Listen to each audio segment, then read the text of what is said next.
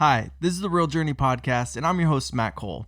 In this episode, I sit down with Ernest Donohoe, a local man who successfully raises show pigs. If you're like me, you're probably wondering, what does this mean? Questions like, what's a show pig, and why would you want one, and how are you able to run a business doing this? So let me share with you what I saw from the outside looking in and the pure, unintentional genius behind it. First, Ernest supports his family by sourcing the best pigs in the nation and brokering them to the youth in such programs such as 4-H and FFA. That's how he makes his living at a surface level. But to me, the business is leadership with passion. Ernest got his first show pig at the age of 10 and has been hooked ever since. You see, raising a livestock animal teaches a young person responsibility, care, discipline, commitment, love, competitiveness, and good old hard work, just to name a few. And after all that hard work, you have to let it go, truly teaching deep lessons that will carry on a lifetime. I'm going to let Ernest tell his story of how he got to where he's at and how it came about, but I invite you to tell me what you think his business is. I gave you my perception, a man who has a passion for helping and building future leaders in this world who happens to do this by brokering show pigs. But real quick, as this is very important, due to the current COVID shutdown, the youth this year have not only been affected by not being able to walk the stage at graduation, the many who raise livestock in our area are not going to have a place to show off their hard work as the state and county fairs have been canceled, and for some of these kids, it's their last year to do this. There's absolute zero obligation, and Ernest didn't ask me to do this, but Ernest and a group of others, out of the kindness of their hearts, are setting up a competition to be held in Reno, as Nevada looks to be opening up in the next few days. They're donating all of their time to hopefully pull this off, but they need help. They have to rent a facility, get judges, vendors, and the list goes on. So after listening to Ernest's journey, and if you're like me and you see how valuable this is to our youth, I put a GoFundMe link down below as every penny helps. Ernest, you're a true leader to future generations, and I thank you for sharing your story. And without further ado, please enjoy the Real Journey Podcast. Ernest, welcome to the Real Journey Podcast, brother. That's awesome, man. I'm excited. You got a really, really neat setup here, man. I appreciate that. We just had lunch and we were talking about what you do, where you sell and help youth and people with show pigs. Explain that to me exactly what you do and what your business is. So we, doesn't matter where you're at in the nation, there's territory managers. You hear that, maybe you got a county or a region in a state. We help people nationwide. We help people a lot more hands-on, locally, and inside of the state of California. When we get outside of the California, we have to rely on videos and things of that nature. But kids gear up for shows, competitive livestock shows, county fairs, state fairs, national shows all across the nation. And we have customers in Georgia, all the way here to California, down to Imperial Valley. And people have a strong interest in showing livestock. There's 4 main species. There's market hogs, market goats, market sheep, and market cattle. And those would be probably your most popular large animals. But I would say, the sheep, the goats, and the cattle, I don't know much about them. I didn't grow up doing them. My sister showed some sheep. I know lots of people who know lots about them, but I never really developed my education in that. My passion was in showing pigs. I like that animal. I still like them. And, that's what we do. And so you help people actually get the pigs, right? Yep.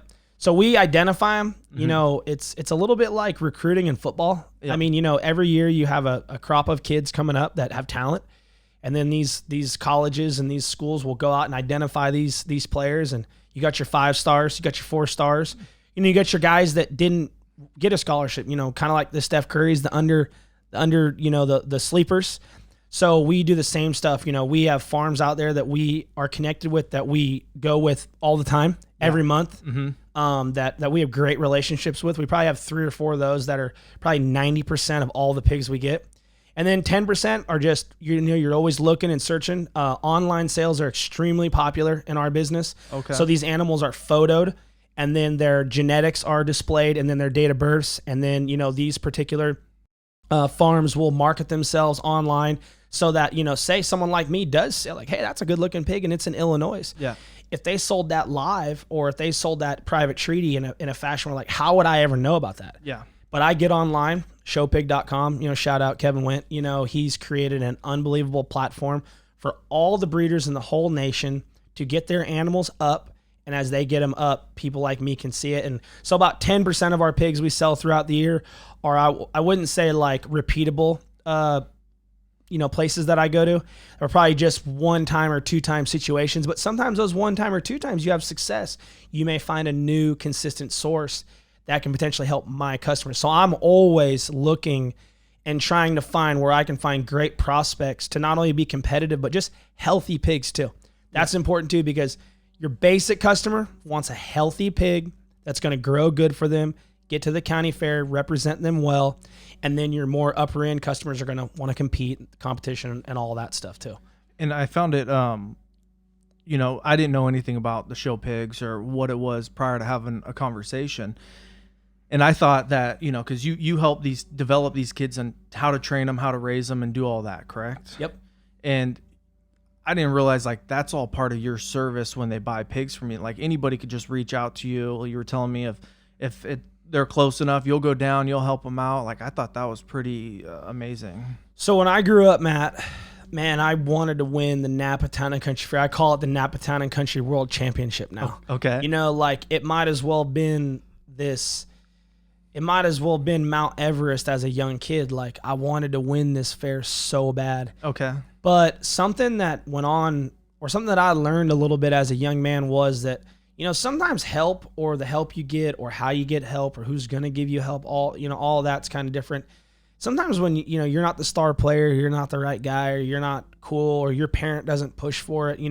My dad was a pretty simple guy. He didn't yell at my coaches growing up, or demand playing time, or demand someone come see my pig or help me. He really put it a lot on me to learn how to do it. But I needed help looking back on it now. Mm-hmm. I was a young man that did not have the knowledge and the ability to understand at a young age how to raise this animal well enough to beat everybody. Now, with that being said, I still doing it on my own. I had 4 runner-up finishes at the fair. Call that reserve grand champion in our business. So it's not like I did bad. Yeah. It's not like I got nothing to go home about to say, hey, I won showmanship 7 years in a row. I had some success at the county level, but had the right person identified me, and the right person helped me and took me kind of that next level, I think I could have done even better as a young person. So as I transitioned to doing this professionally, I really set out on a path to say it does not matter who they are or where they're from or what they've won. None of that means anything. If that person's ready to suit up and work and take direction and, fall and get back up, or succeed and stay humble, there's 2 sides of that. Yeah. I'm going to be there to help them. And that's really, as we've done it, that snowball and has created a clientele of people that it kind of almost feels like disrespect to say just clients. These people are like friends. They feel like family. Yep. These people have gotten closer than just you buy my pigs and I help you win, and all right, it's just cut it off right there. You know what I mean? Because it's multiple years, right? Because most people, what year do people like start? What age, I should say? So they start at 9, and sometimes you get every sibling they have, man. Gotcha. I mean, and you have an independent relationship with all of those kids in that family, and from the oldest sibling, and then I call the oldest sibling sometimes the dirt road sibling. They kind of rough the road in. Yep. And then those younger siblings slide in, and they just like, man, we've already learned how to do everything now. The younger siblings will win 5-fold, and then the older siblings. Gotcha. So there's a little process of that, but it's more centered around you get to meet these personalities and these people, and they bring you into their homes. And they break bread with you, and they lose with you. Yeah. They win with you. Yeah. You travel the road with them. You see them when they're disappointed. You see them when they're happy. You meet the grandmas that are there just to be pure support. Everything. So when you do this, man, you really connect with these people. So it's like when I say clients or like customers or stuff like that, I don't know. It makes me feel a little too official. I like to say my people. They're my people, and we work together. Yeah, from the outside looking in, I would definitely say you're like you're selling mentorship in a sense. Like you provide the pig, but then the service that you provide, like how to teach a kid, like hey, this is what you need to do, and like what are some of the things you teach a kid to do with a pig? Like so we all don't want to grow up to be our dad, right? Or we do. Yeah. You know what I mean? Or maybe we grow up around our parents or our mentors, and we're like, you know, we don't realize it, but we're absorbing everything that they say to us and everything that they are showing us. Yeah. And as a young man, my dad was a extraordinary guy in terms of like his ability to do stuff. Yeah. And he could build anything out of wood, anything out of dirt, anything out of metal. This guy was smart. He was also very competitive and had his own beliefs in competitiveness and work ethic and you know, just saying things all the time like, you want to show me a loser, I'll show you a effing loser. I mean, I would hear that as a young kid. Yeah. You know, or Ernest, you'll never be successful if you can't get up in the morning. Yep. You know, and like little things that had a huge effect on me, you know. So the things that I teach kids really are like my dad. Yeah. My dad had a huge effect on me in everything that I do every day and the mindset that I take towards things, you know, just hard work, integrity, you know, determination, you know, understanding that like if you want it, you can go get it. I know we say all those things, but I think we've created this bubble in how we teach kids sometimes that like they can have all those aspects and they can move towards what they want to have success at, and then they can literally get crushed. Yeah. I mean, dominated, like destroyed in what they wanted to do. Yeah. And it's like it's such a huge moment or massive failure that they can never pick themselves back up to go do it again. And I always tell people something that really, really is really strong to my core. I never won it all in my competition showing livestock. I never won it all. Okay. But yet I'm here today and I'm a product of it. Yeah. You don't need to win it all. Yeah. To be a positive product of showing livestock, of doing 4-H, of doing FFA. There are things to learn and there are things that translate forever. I have a 2.5-year-old daughter, and she knows when her cow's mooing in the morning, it's hungry. Yeah. And she knows when her chicks are out of water, she's got to give them more water. Yeah. She knows when she goes into the barn and Blueberry doesn't get up, that maybe Blueberry's not feeling good. Or when Blueberry gets out, we can't hit Blueberry too hard. Or maybe it's hot today and we need to turn the fan on for Blueberry. Yeah. So my daughter's not being awarded anything right now. Yeah. But yet she's learning right now. And I would say like the foundation, that skill set and foundation of the responsibility, like you said, waking up in the morning, the work ethic, like you want something in life, you got to put in work to make it happen. And then on the flip side of that, it's not all going to go your way. Even if you put in all the work and all the effort, you still may fail at it. You know what I mean? And so when we show, Matt, yeah. you didn't show. So I got to tell you some of the couple of the things that can go on. Okay. So one of the things in our arena that's like the hardest thing is called getting the gate. Okay. So they only have ribbons for 10 animals in a class. Okay. So say there's 200 hogs at a show, your classes will be maybe like 12 to 16. Okay. And then you'll have maybe 8 to 12 classes. Okay. And then how you do in those classes, it's a pyramid. It keeps working up. So judges, you only bring back the top 2 in your class. Gotcha. And then those come back to win their division. And then ultimately, when it's all said and done, you'll have like 4 animals in a ring. And then he's going to pick the top show pig or show lamb. You know what I mean? They're all done the same. Gotcha. Okay. So one of the things that's really hard though is getting the gate. Okay. You know, like that, like when all the initial hogs are coming in, mm-hmm. he will kind of immediately put up the ones that he likes the most, just off initial contact. Okay. You know, like that's a really good animal. Go get a pin over there. So maybe like 16 hogs come in, like 4 grab a pin. Gotcha. That's when you kind of know, like, okay, things are going good. We've been identified as good. Then he's got to fill 6 more to fill his class. Okay. But then that leaves 4 to 6 hogs that are just wandering out there. Yeah. And you got to understand, this process that I'm talking about can take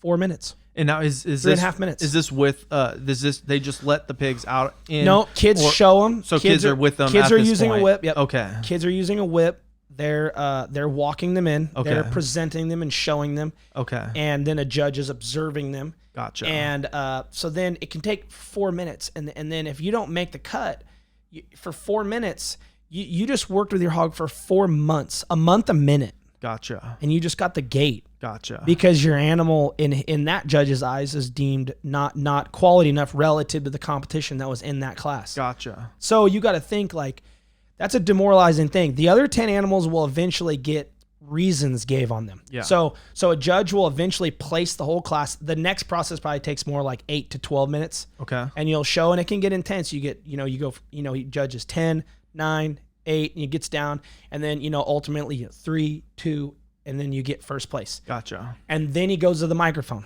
And then he goes to the microphone and he starts to talk about the hogs that are doing good.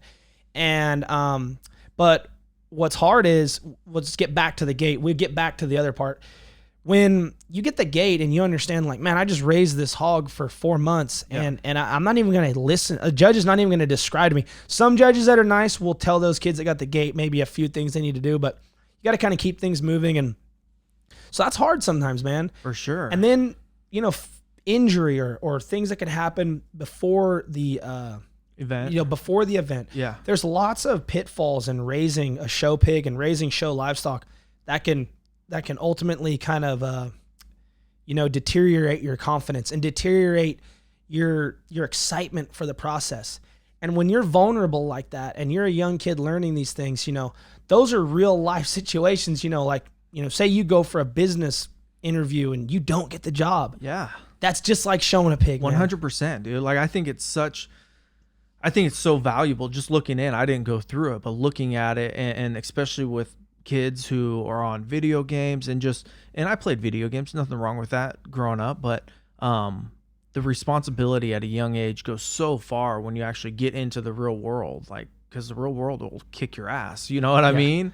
And so where do you come in as the role as a mentor to help? Like, what's your most important role as you see in your own eyes with that? It kind of sounds a little quirky, but my important role is whatever role I need to be. Gotcha. I know that sounds kind of like, well, what if you need to be every role? Then we might have to be every role. Gotcha. So it could be like, if somebody calls in an animal sick, you're like, oh, well, here's what you need to do. Yep. And then it can also be like, man, I'm super bummed out. My animal didn't win today. Yep. And now you're like, hey man, pick yourself back up. Yep. You got this. We're going to go back out there next year, next round. And, we're going to learn from our mistakes. So that's what you mean by your role is everything, right? I look at every, I'm a very sports oriented person. Yeah. I love sports. I look at every family I help like a pro organization. Okay. And every position, that you would look at, like say like, like use football, for example, quarterback, most important position. Yeah. The quarterback of show pigs is your showman. Yeah. If you don't have a motivated showman, someone who's willing to go out there and do all that work all day, it does not matter how good the pig is. Yeah. You know what I mean? Like if you want to, you could put me in a NASCAR. Like you could go put me like Daytona 500. You could put me in the greatest, technological advancement known to man that we have in the NASCAR, and strap me in that seat and put a helmet on me, and then say, all right, fire that thing up and go run this race. The driver is not good enough. Correct. So when you have this great animal, or say that a family's built this great facility, say you've got all the pieces, but you don't have the showman, or say you've got the showman, but say like you don't have the animal, or say you don't have the facility, or say you don't have the knowledge. Some families, their parents like maybe did it when they were younger, they catch on a little faster. What if some families, their dads, works at the grocery store in the meat section, and their mom is the accountant for a winery, for example, in our town. Yep. You know what I mean? Like, what if they don't know anything about what they're doing? Yeah. But their kid enjoys it and they're trying to do it. So the steps that you take with everybody is different. So sometimes when you're helping them, like, and I also use a baseball analogy to this. Some families may be in rookie ball. Yeah. And they're not ready to go to pro ball yet. Yep. Some people are moving up the ranks. They're learning. So one of the things I really try to do is I have a system that I identify where people are at, where kids are at, what they need to do. And I'm only always trying to push for the next step. I'm not going to take a family that, like, say I know they have everything that it takes to be successful and to be there. Yeah. I am not pushing for them to get there. Yeah. Ultimately, they have to organically move through this and learn all the same lessons that same way. Because if you start skipping steps and you start not paying attention to the details and just getting into situations that you're not ready for yet, basically your development is stunted. Yeah. And you're not going to have all those things to fall back on. And that's where, like, whatever role I need to be, if it's a beginner or an expert, I'm there to just push the next step. And me looking in, like, as a business, because you run a business, I thought you charged for this when we first started talking. I'm like, well, what do you charge, for your service of helping, these kids, these families raise these show pigs and essentially teach them responsibility, leadership, and everything. And then as we started talking, it's like, no, I just facilitate and I sell the pigs. I find the pigs that are amazing quality, and I provide the pigs. I sell the pigs, but then my service of helping goes along with it. And I just thought that was a great business strategy. So there's three main costs that I'm involved in that can exist that I'm involved in. Okay. So the base price of a show pig, like your bottom end animals, there are show pigs that are sold for like $250 that go to fairs. Yeah. But there's also Mazda Miatas that have 285,000 miles on them that I wouldn't advise you drive to your Grand Canyon trip with your girlfriend with. You know what I mean? Like, understanding that you get what you pay for. It's a very common saying that people have stuck onto, and they've stuck onto it for a reason. It's very honest. Yep. When you pay for crap, you get crap. Yep. When you pay for good quality, you get good quality. Now, everybody's got to find what bracket they can fall in. We all have budgets, and we all have financial, things that are not allowing us to maybe spend in this area, spend in that area. Yeah. So the base price of a show pig that I sell them for is around $400. Okay. So everybody who comes down the road, they just say, hey, we just want a pig. I find just a general grade pig, $400. From there, it goes up. Yep. Now, there's two input costs to that pig that exist, okay? Number one, our truck and trailer has to go back to Arkansas, or not Arkansas, but Oklahoma. Our pigs come from Arkansas, and some more of them come from the Midwest. But our main pickup point is either Shawnee or Amarillo, Texas, depending on just the situation, and it's different all the time. But we go there to pick up our pigs. Yep. In that truck and trailer, we have a Chevy Dually 3500. That's like a $70,000 truck. We have a trailer on there, an Exus, that it was bought out the door for $90,000. Yep. So we have overhead there in those areas. Yep. And then we have two drivers in that truck that ultimately have to keep those animals safe. It's hot, it's cold. They got a lot of managing to do while they're on the road. Yep. We usually have anywhere from 120 to 150 head in there. So all of that costs a lot of money. Yes. Okay.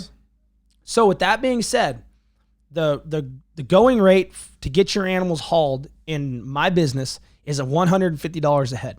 Okay. So we're talking about a $400 pig here.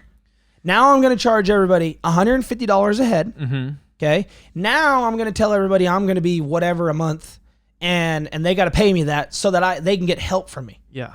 So now we're talking, let's just say that was at $250. Yeah. Okay. Now someone is at $400. Now they're at $550. Now they're at $800. Yeah. You've just doubled their cost. Yeah. For one pig. Yes. They got to buy two pigs. Why do they have to buy two? Because most fairs allow you to show two. Okay. And in most cases, you got to buy three because you want to have a backup. Gotcha. In case something happens. Gotcha. So you're talking your cost per pig's $550, $250 for my help. Yep. So if we're doing quick math here, it's like $1,650 for all the pigs for delivery, and then $250 for me, so $1,900. Yeah. My math may be correct, may not. You can go back and edit this and edit in the correct math if I was wrong. So they go from being able to do the process for $1,200 to having to pay $1,900. That's literally too much for a lot of people that are on a basic budget. Yes. Then let's say someone's spending a lot for their pig, and you kind of are like, man, this person's paying a lot. I should just kind of help them, because that's a lot for a pig. Yeah. Right? Mm-hmm. Okay. Just like in real life, people who pay a lot for stuff, they get perks. Yep. That's just the way things go. Yep. Because those customers, a lot of those ones don't exist. Yeah. That's why we call them, the top percenters, or the 1%ers, or whatever it is. We have words for our people who buy a lot. Well, then what if I don't charge him? Yeah. Now, what if this person finds out that so I just decided when I started this, you know what? Your pig's $400. And when you buy pigs from us, delivery is waived. And when you buy pigs from us, we will help you in whatever capacity that you would wish us to help. And then we've actually added a third part of it. We've created our field days, and kids who buy pigs from us can come to our field days and learn and get educated and get brushed up and continue to progress. So we really try not to create a system to where we price our customers out, because everybody starts relatively at that basic $400 to $500 level. Yeah. And obviously if they can get more serious and they can elevate, we want to promote that. We don't ever want someone to begin and in the first 2 years just find out like, well, we just can't afford to do it, because we got just the cost is too much. Well, for me, it looks like you're playing the long game, not the short game, right? You're looking at longevity. You're looking at, okay, this family is going to have their kid, multiple kids go up, and my goal is to be able to help them and to profit by selling them the pigs at an affordable price, not try and price gouge. And I look at it and I go, man, that's an amazing business model. So let me back up and start from the beginning. And how did you get into this? How did you get into show pigs, and how did that start? So when I was 6 or 7 years old, maybe even actually when I was 3, my grandpa got me my first pig. That's just the first time I was introduced to a pig. Gotcha. It was a pig that he was going to butcher. Okay. And he raised it, right where we're at right now on this property. Okay. And he let me kind of feed it every day and let me go in there. This one wasn't tame. It'd run away from me. Okay. But I can still remember this pig and that was kind of my first introduction to that. Okay. My uncle used to live on 3rd Avenue, and he kind of would have a hog he'd breed or whatever and have a litter, and they kind of had hogs in a couple pens, and so I kind of see them there. But then my cousins who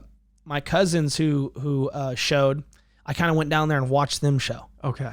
And when I went down there and watched them show, I was kind of intrigued. This is at Napa Town and Country Fair before this is a long time ago, man. For sure, yeah. This is 24 years ago. This is when the pins, people wouldn't understand this. We have really nice pins out of the Napa Fair. This is when our pins were made out of chain link fence, way back, and they were only 3 feet tall. No, I remember, yeah. Yeah, and everybody put hay in there. Yep. And a long time ago. Mm-hmm. Now everything's nice. They got jumbotrons down there, all sorts of cool stuff. But so I watched that. My sister at the time was intrigued with sheep. Okay. And with my sister being intrigued with sheep, she's 3 years older than me. So when she was 9, she could start showing. Okay. So I was just dead set I was going to raise pigs. Okay. And that's what I did. And then my second year, I just got stone cold lucky. My uncle sold me a couple pigs, and he bought a bred gilt. And when he bought that bred gilt, she had a litter of pigs. He gave both of his daughters some pigs out of that litter. Uh-huh. And then he gave his oldest daughter what he thought was the best one. Okay. And then my cousin got one, and then I got one. And I took it down to the fair. She was a lightweight. She wasn't even that big. She wasn't mature or ready or just, in a competitive, ideal situation. Okay. She was actually at a disadvantage because she was a little smaller in weight. Okay. It's hard to win shows under 250. It's a little easier when you're above 250 pounds. They start to reach their full potential and their full maturity. Gotcha. She just weighed 223 pounds. The weight minimum was 220. She almost didn't even make weight. Okay. And if she would have been under, the way it works is you go home. Gotcha. You don't get to show. So a guy who actually went to college and learned from for a little while, John Mendez, judged a show that year, and he named the champion. And then I was out there, and he just says, and this young man over here will be your reserve grand champion. And I was kind of starstruck. And this is your first year? My second year. Second year, okay. And, So you're 10 years old? Yep. Okay. I really didn't have, it didn't have as big of an effect on me until they have the way the fair works is you load in on Monday, you weigh on Tuesday, the pig show on Wednesday, the sheep show on Thursday, the goat show Thursday night, and or the cattle show Thursday night. Friday is round robin, Saturday is the sale, and then Sunday is the award ceremony. Okay. And it was just like a normal fair for me. I was going to the arcade, having fun with my friends. Yep. I won something, I guess. Yeah. And then I'd never went to the award ceremony my first year. Okay. Heck, I had never known the award ceremony even existed because even when my sister did it, I just tagged along with her. Yep. So I remember I went to the awards ceremony because I was told I had to go. Yep. And I remember seeing all these awards on these tables. Okay. And they're belt buckles. Gotcha. And they're opened up and they're shiny and they're nice. And I remember my 4-H leader just telling me like, oh, that's the one you're going to get right there. You're going, what? And I looked down at this belt buckle and it was like in this nice velvet purple case. Montana made it. And it had these red rubies in it. And that belt buckle still to this day sits right at my bedside.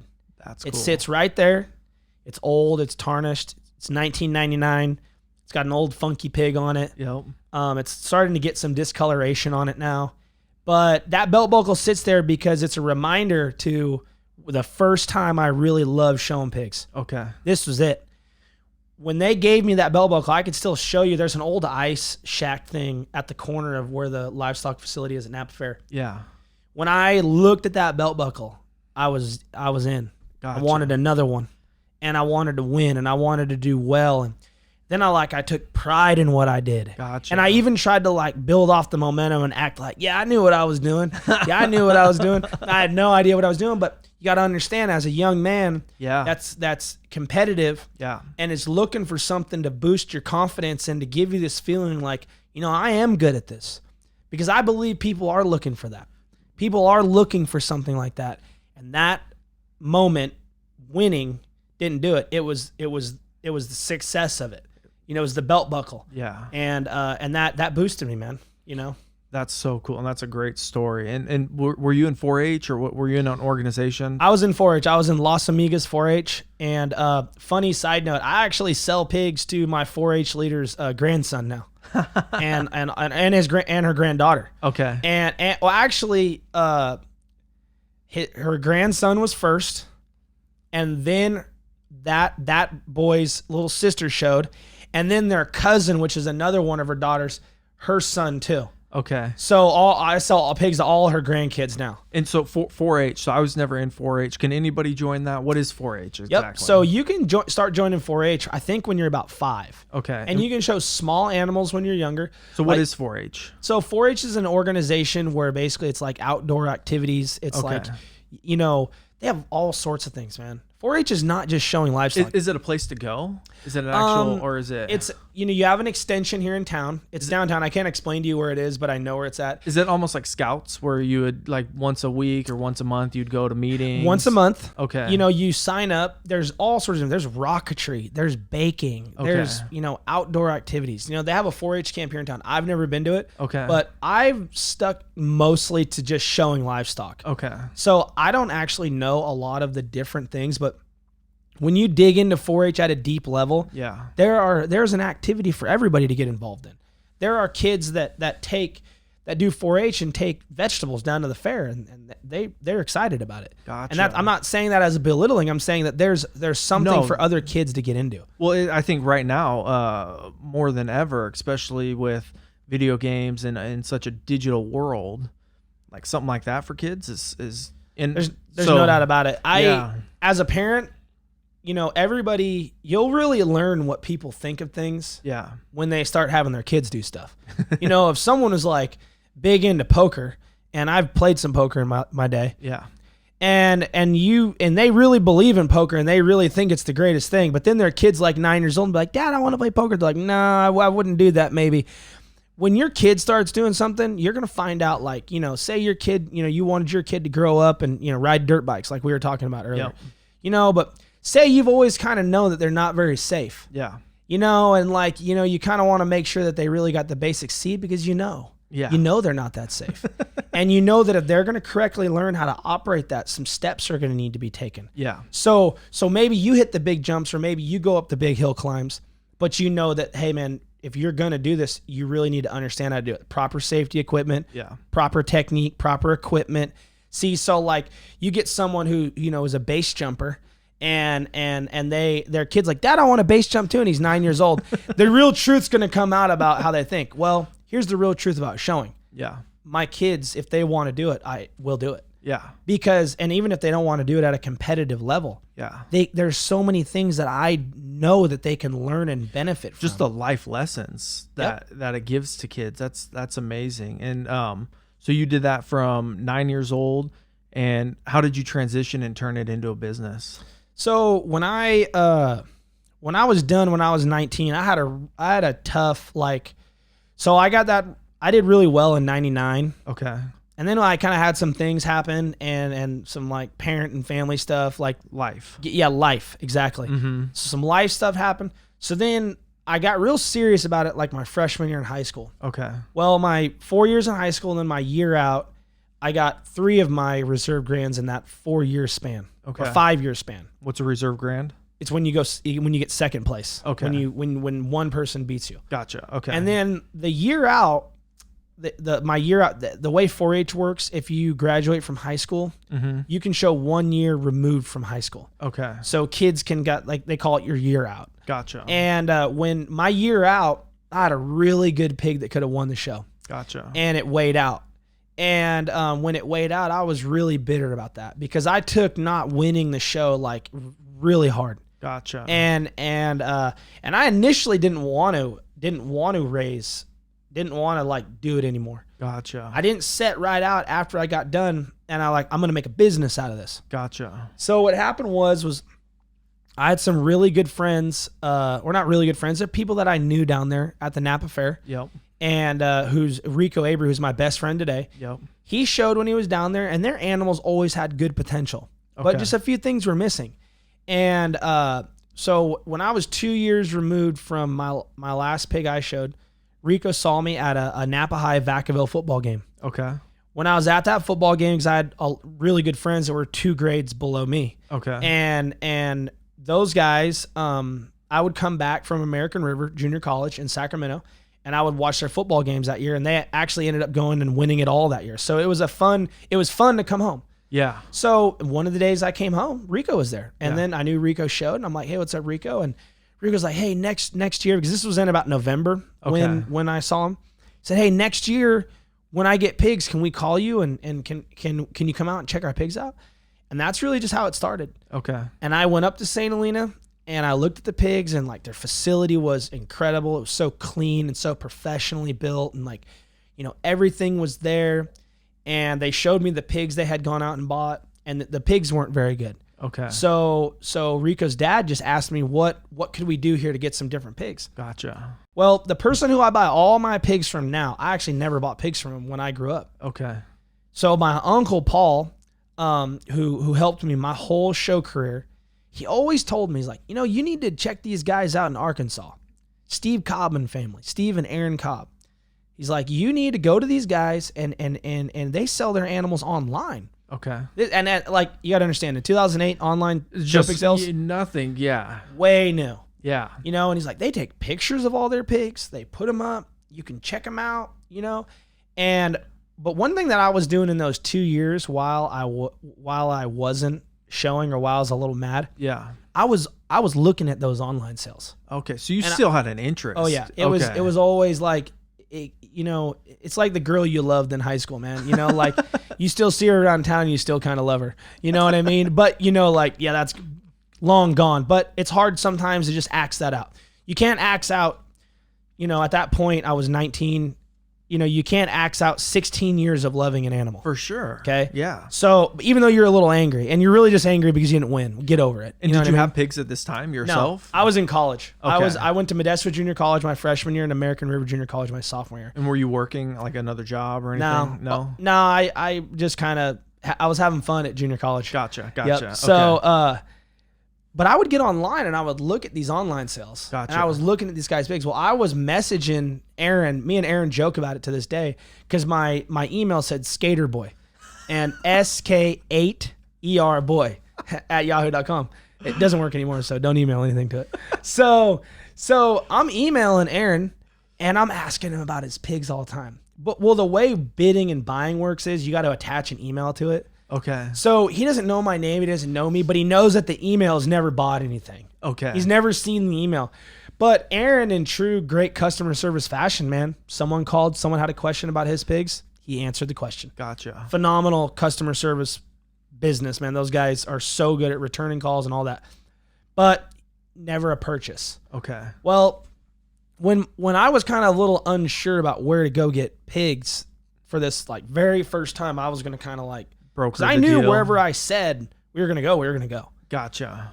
So I drove straight up to my uncle's, went right up Soda Canyon, talked to my Uncle Paul. I was like, Paul, what do I do? He's like, you need to look at this Steve Cobham family. So then I kind of knew I was already kind of like, so stuff was always kind of pushing me towards these guys. Gotcha. Okay. And as I made the decision, I'm like, all right, these guys are going to have an April sale. This was like March when I went out there. These guys are going to have like an April 14th sale.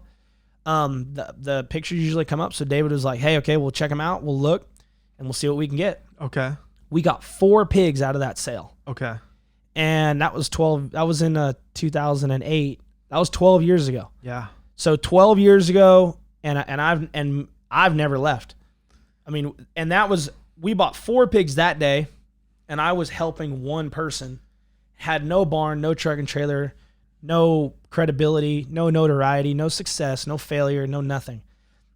When I showed up to my first show, it was just, oh, look, Ernest, who stopped showing, is helping a family from his area, Gotcha. Which now is an extremely popular beginning to doing what I do. Gotcha. Help someone in your local area, show people you kind of know what you can do, show just you giving can do back. it. That's right. Paying it forward. Well, there's people who want to do what I do now. Yeah. There's people who, and there's people who can. Yeah. And the more people we get in, like most people would probably think Ernest doesn't want anybody to do any of this. Yeah. And that's not true, because I can't help everybody. No, and the more people that are in your role, the bigger the whole organization, right. the bigger everything gets, right. and the more people it helps. More people are going to benefit Yes. from 4-H and FFA and raising show livestock. And that's a great mindset, because a lot of people, like you hit the nail on the head. A lot of people have that closed mind where it's like, oh, I don't want you to compete, and you have this abundance mindset, which when you talk to a lot of successful people, they have an abundance mindset. It's like couple things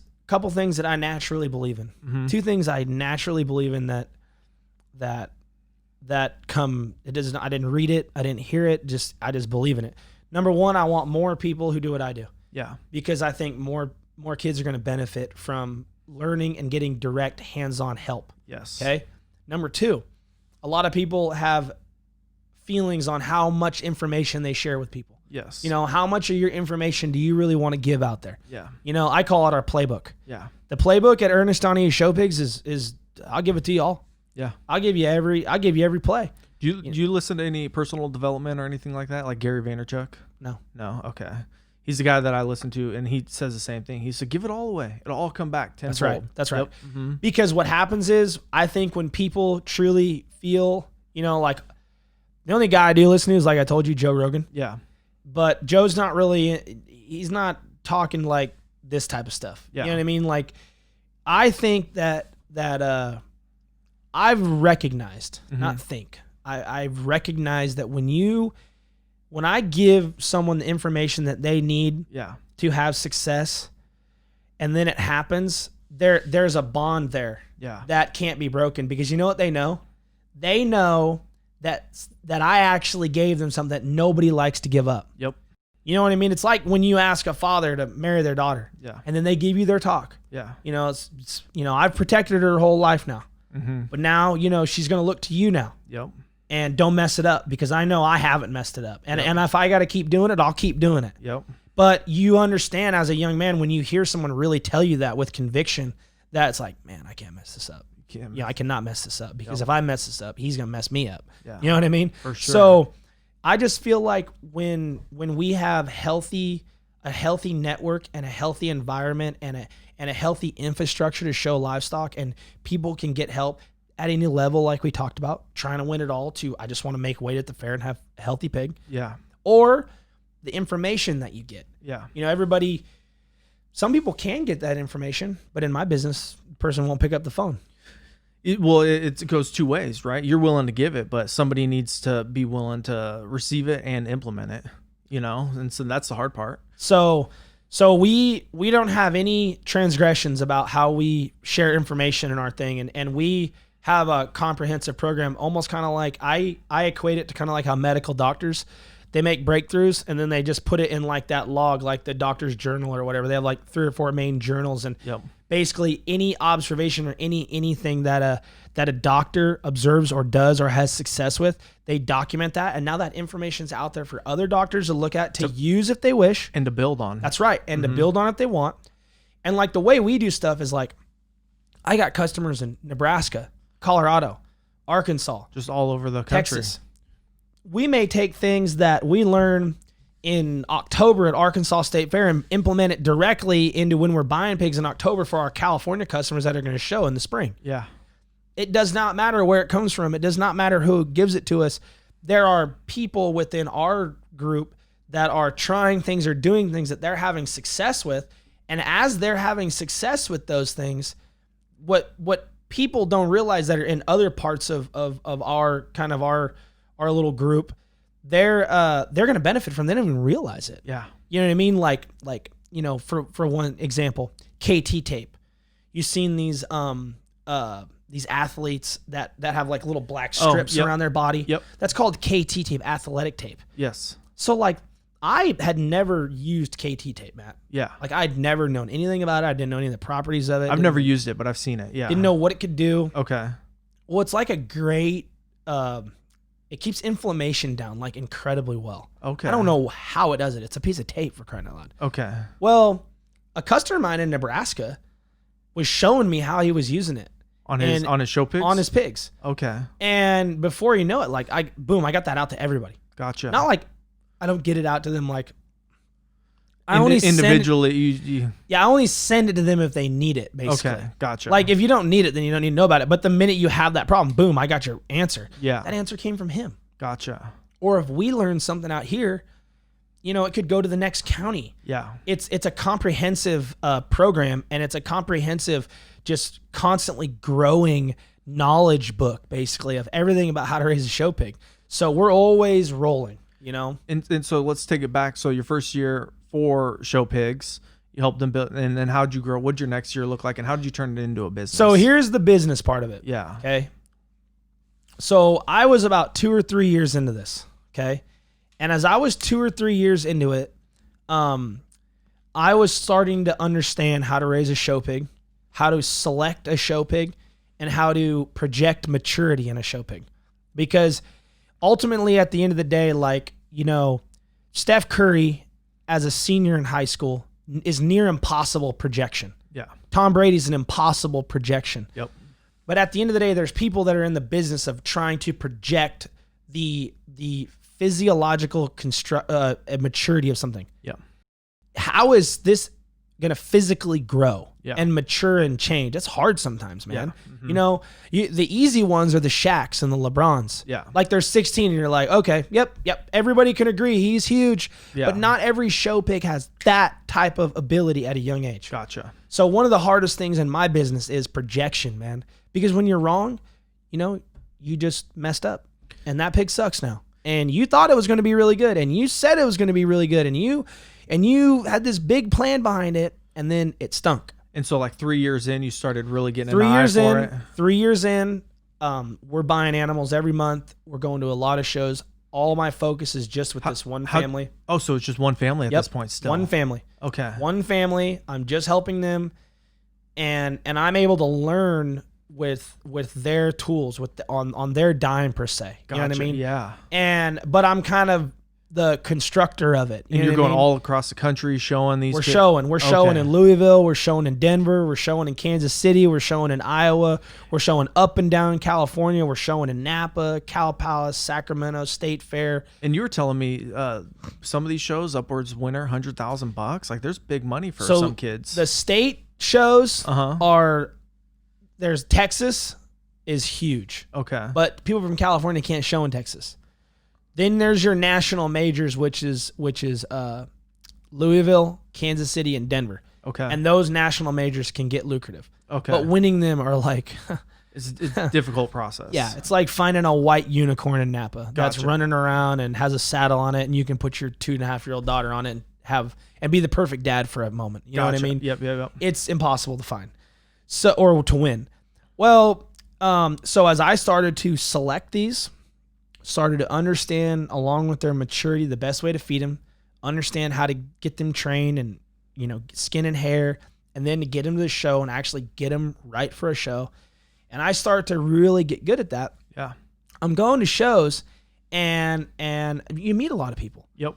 And I had a boy come up to me. His name is Alex Borba. And Alex came up to me and was like, hey, man, I really want to win my local county fair. And, it's like I only got 2 years left. He was older. He was like 17 at the time. Yeah. He's like, you think you'd help me, man? He's like, you're like the pigs you're raising right now are like looking really good. And like, we need some help. Gotcha. So I said yes to Alex. Then I went home like 2-3 weeks. He lives in Atascadero, California. Okay. And that's in San Luis Obispo County. Okay. And then that county fair shows at Paso Robles at their county fair is called the Mid-State Fair. Okay. Then I come home, and then my old 4-H leader connects me with a boy in Sonoma County named Mark Rosanson. And then Mark said the same thing. It's like, it's my last year. I want to. So now there's 2 kids. I'm helping family in St. Helena. And that's kind of like my goal. I'm not doing this as a business, Matt. So you're not making any money at it right now? I'm making money. Like I got the family that I started with is paying me a little bit each month. Okay. But I'm not like not like there's levels of the word or the phrase making money. Yeah, for sure. Very relative. Yeah. And everybody you're surviving. Everybody has their own opinion of what making is. Looking back on it now as a person who wants to provide for his family and put myself in a good spot, or is dealing with a pandemic and is not like have my hair on fire worrying. Yeah. I was not making enough money. For sure. Okay. Yeah. Now I helped these 2 boys. Mm-hmm. And the boy in Paso, I kind of raised them all off videos. Okay. I just looked at them on my phone, iPhone, and just kind of went down there maybe a couple times. The boy in Sonoma, I was able to help quite a bit. Okay. I probably went over there in a 4-month period. I probably went over there 3 to 4 times to get that animal right and really help him, show him what he needed to do. So we had a little string. Okay. The family in St. Helena that I was helping was going to show at California State Fair. Yep. Our state championship. It's in Sacramento. They were going to show there probably about mid-July. Okay. The Mid-State Fair is down in Paso Robles. That's like July 24th. The Sonoma County Fair is like early August, like August 2nd to the 5th-ish. Yep. And then Napa Town and Country Fair was right after that. Okay. So I'm not doing this as a business, but I'm helping 3 entities. Yep. I got 4 shows in about 3.5 week period. Yep. Okay. So we go to the California State Fair and we make the final 4, but we're not top 2. Okay. They don't do an official 3rd or 4th overall. People try to place it like that, but that's stupid. Okay. We made the final 4. It's called making the dirt at California State Fair. Gotcha. And it's a big deal. You get announced. You're the only ones out there. 300-400 hogs started. There's only 4 standing. Yes. You get grand reserve. You get your banners hung up in the rafters. It's awesome. It's a cool thing. Heck yeah. So we make the dirt there. That was a big deal because I'm only 3 years in, and that was our big goal. Me and Rico made a big goal. We're like, we want to make the dirt. We made it. So then I leave from there. I drive down to Paso Robles. They do the exact same format down there. Okay. They do a final 4. We did the exact same thing in California State Fair as we did that we did at Paso. Okay. He makes the final 4, but he had never made the final 4, and he actually ends up winning it the next year. But that was still really good. That was an interesting experience, though, Matt, because that's like like you say you sell real estate. You know, the first time you did a house showing of someone by yourself. Yeah. And lights, camera, action, man. Yep. You don't want to say too much. You want to be precise. If they have questions, you want to hope that you can answer them correctly and knowledgeably. And just that first time, Yep. you're on live, Yep. and on Johnny Carson, it's the old thing that says you're on the air. Yeah. You're on the air at these fairs, and you're helping. And what's Ernest doing here? He helps Abrams. What's he doing down here in Paso Robles? And and then Alex, I'm with Alex's animals and we're weighing them, we're getting them up. People are realizing I'm there helping Alex. That's not something that was super popular at the time, Matt.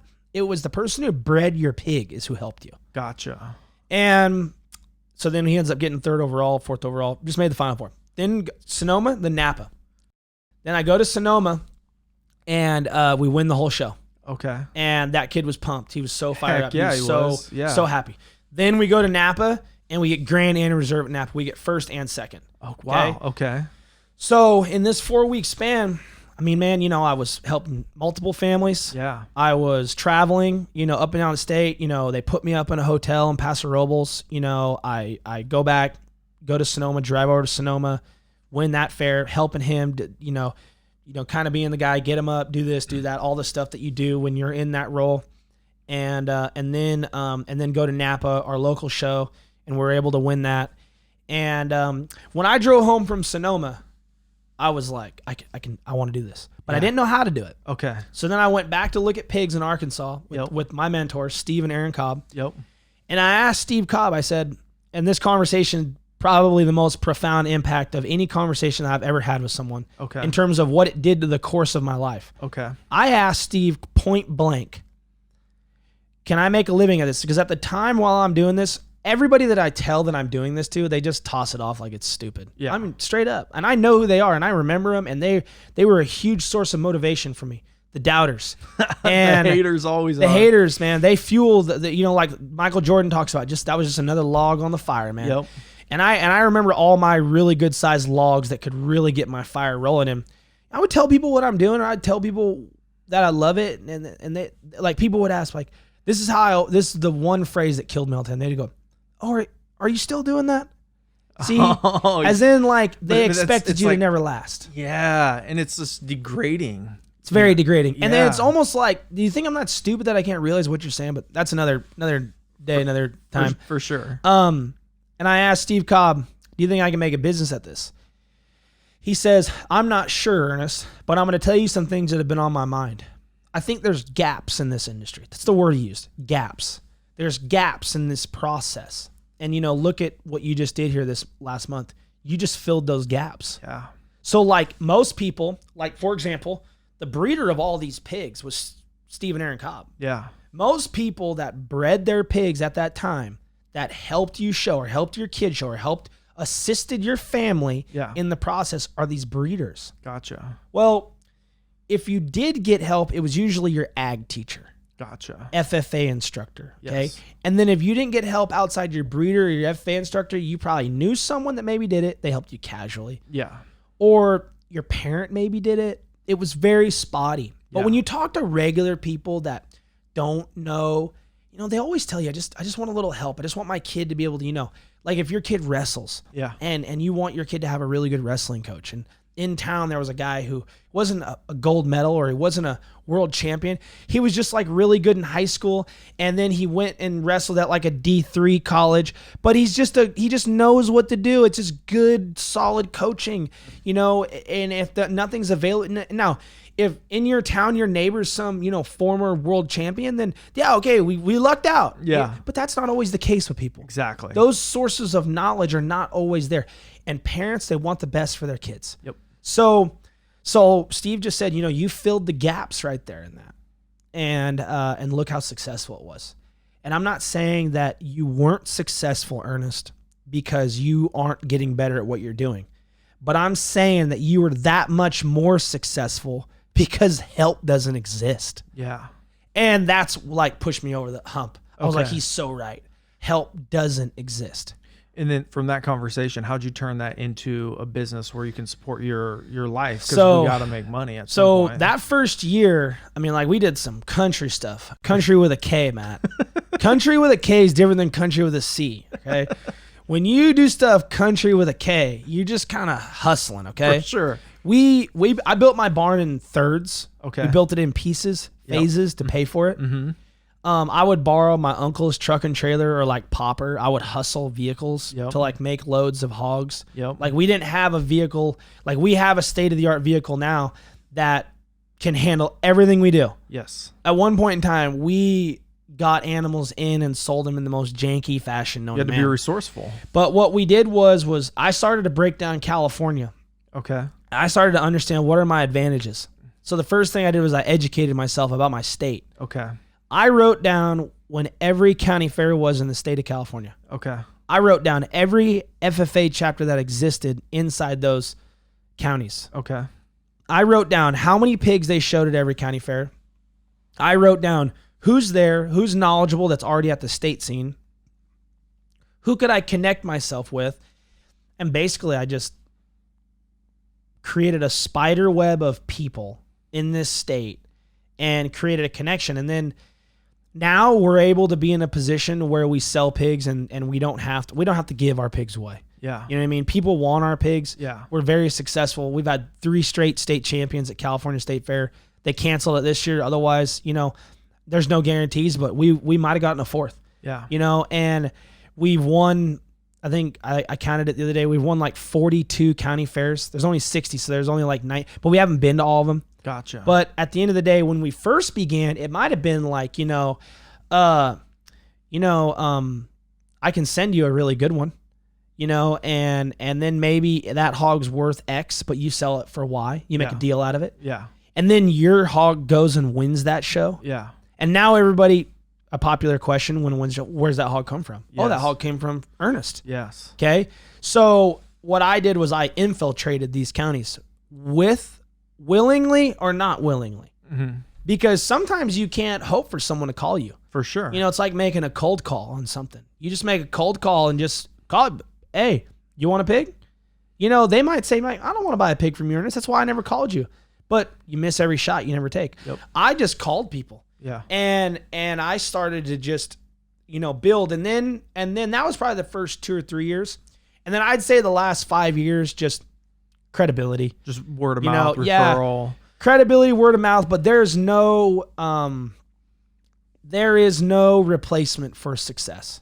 Well, when you go to a show and you win, there's your advertisement right there. Big time.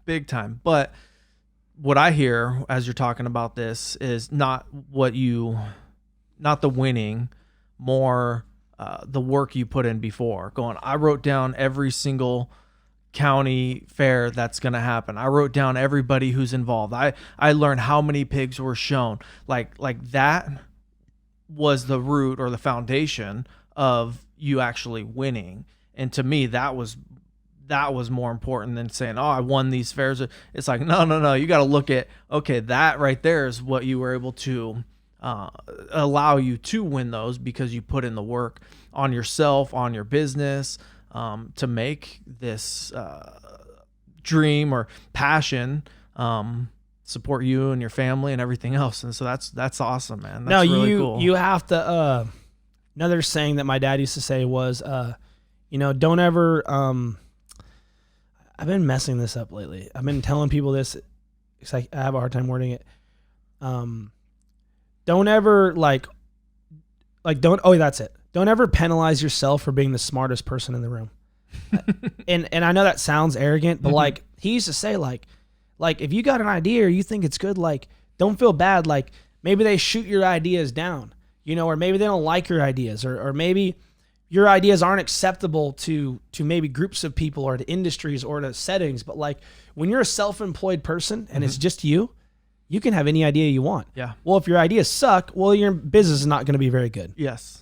If your ideas are good and you know how to grow and you know how to move it up.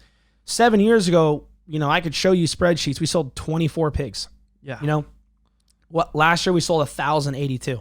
Wow. So the delivery, the help, the infrastructure that you have to put around helping 1,082 pigs to get them healthy, to have the right age. You can sell 1,000 pigs in my business, but can you get those people to come back? Yes. Because at the end of the day, selling them means nothing. Okay. It's return customers. It's people who were pleased with the process with you. That's important. Exactly. So getting there was never, I never questioned whether I would get there. Gotcha. I wondered what would it be like to manage that. Gotcha. What would it be like to work with all these different people? Yeah. And we've had to change. My uncle's rig would not allow us to get groups of 1,000 back. We have to be able to get 140 or 150 at a time. And we usually like to do no more than 2 trips a month because it's hard on the truck. Yeah. So at the end of the day, when you can bring in 250 pigs in a month and you know how to place those animals, you know how to get them to the right shows, to the right ages, to the right people, for the right prices, to do all that stuff. That was more, you had to get that right. Yeah. Because if you mess up and you people who want to be really competitive and end up getting a not very competitive pig, or if you didn't keep your livestock healthy and they're sick and they're coughing and they're not gaining weight and they're not eating, and all they have to do is call the vet every month. So when we started to, I say we, but it was just me. When I started to understand the responsibility that was going to come along with really moving a lot of these animals, it's a lot of thinking and preparation, and not like thinking like it's any more thinking than any other people are doing. It's not special. It's logistics. Yes, it's logistics, and it's making sure, because the people that are your competitors, they're more established than you. Yeah. Like our main competitor in this state is a multimillionaire. He does it for a hobby. He has 10 plus employees, and he has one main hand who is as good or way better than me, depending on who you talk to. Gotcha. Okay. So you've walked around my place. Yeah. We have no employees. We have an old barn that my grandpa used to put a truck in. We have the most blue collar fundamental approach that can even exist in our industry. Yeah. So our only way to cover that up, to say, okay, well, we've won state championships. We have dominated some of these shows, and we can hang right there with you. Our only advantage to that is to be the most prepared and to work the hardest. Yep. We have no other choice. Yep. Because if we're not more prepared than our competition, and if we don't outwork them, we're not good enough. Yeah.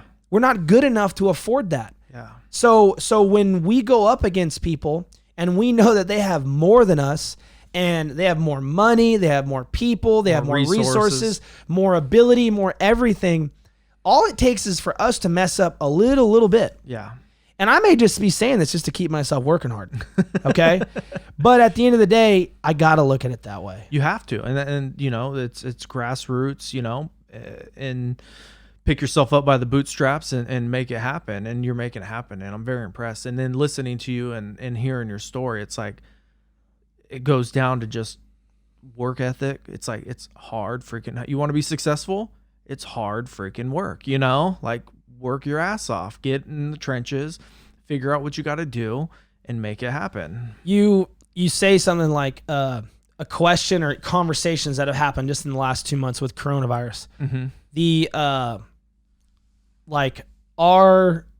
I had 160 orders for September shows. Okay. That turned into 4 to 8 orders. Okay. Wow. When that happens, there's other people in my business who are calling me because they want to know, like, what's Ernest thinking right now? Yeah.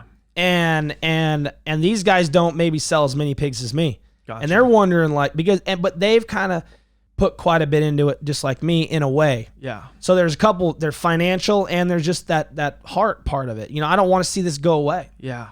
And what's funny is my answer is almost a little weird to them. Ernest, what are you going to do if they can't show pigs anymore? I'll just go out and be the best at something else. Yeah. So like when it comes to being successful, or when it comes to doing something, I think all it is it's just your mindset that you wake up with that morning. If showing pigs becomes an issue in our state, makes it difficult, and all the scenarios that are out there, I got to wait for a vaccine till we can have these large shows again, or just whatever the most radical is, if it happens. Yeah. And I have to have that on the table. Yeah. Otherwise it's ignorant in how you're going to project what can happen. Yes. The worst case can happen. We don't want it to, but you got to look at it. Yeah. And as I look at it, that means maybe we don't show pigs for 2 years. Yeah, so let's dive into that and how you're pivoting and what you're doing with that. So the person who is married to an idea, or to a route, or to something they've built, like an old classic car. The person who, I can't get rid of that car, but it's like causing issue, or nothing's going to change. It means nothing to me if pigs ends. If I know that it's nothing that I had control over, or that like it's not my fault, well, what am I going to do? Yeah. You know what I mean? Like, I want my kids to do this forever. Yeah. And if they can't do it, that's disappointing, but we're going to put them in things that they can benefit from. Yeah. So when I look at the changing, climate, I just got to understand that, like, it's not necessarily my skills or my ability that I've developed. Will they translate to something else? Like, Will Ernest be a really good house builder knowing how to raise pigs? No, he's not. Okay. Okay. Is Ernest going to be able to be a chef in Napa knowing how he raised pigs? No. So considering the skill set that I've developed for 27 years of my life, doesn't really translate to very many things, Matt. Yeah. You know what does translate though? The hard work, That's right. The keeping schedules, the logistics, the process, all of that, man. There's lots of people. And this is all I would say to anybody who's in a situation with coronavirus now. Like maybe they're going to lose a job. They've had like that sector is going to slow down, or that company is going to. There's someone out there right now with a really nice job in this town. And he's going to be really disappointed when he finds out Ernest wants to have his job too. Okay.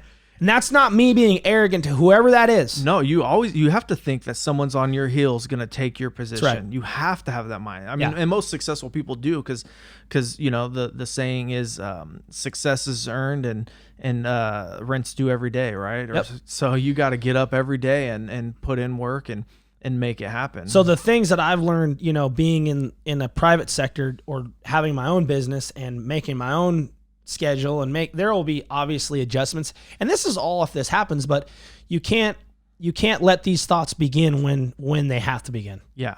You have to start this education now, immediately. And I think the people that are really successful and the people that are really good at things, I think they're constantly weighing everything all the time. Something's never off the table in their mind mentally. And that's why you're like, well, how'd you come up with that idea? But those people are thinking, man. All the time. They've already thought it. They might have thought that thought 2 years ago. Yeah. I have thoughts. I thought, I won't let go of thoughts sometimes.